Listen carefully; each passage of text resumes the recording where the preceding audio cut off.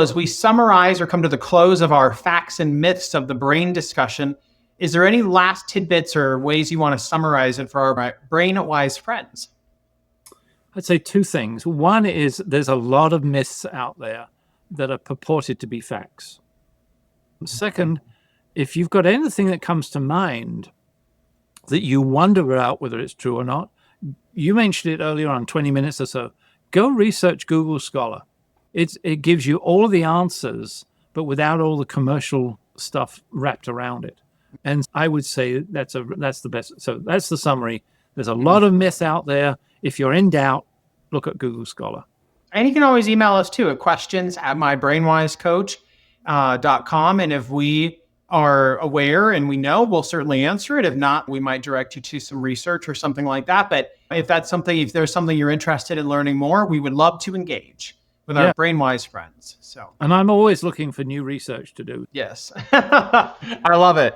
I enjoy reading the research that you find interesting because I love to learn. I'm a lifelong learner and I think it's just absolutely fascinating.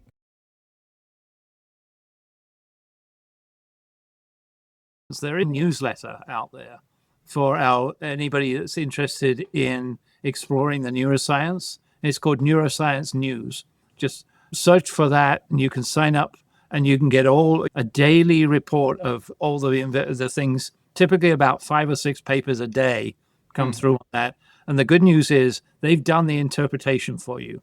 And its format is there's a headline, a summary, an interpretation, and then there's the actual reference to the paper itself if you want to dig even further.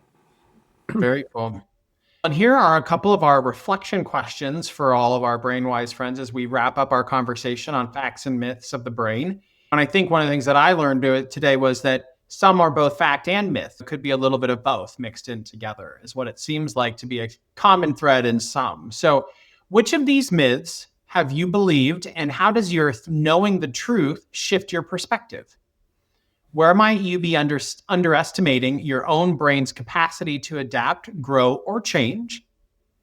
How have cultural stereotypes about brains like gender differences or multitasking shaped your own self-story? That one's really good. I love that one. And what's one small shift you can make to move from myth-driven behavior to fact-based living?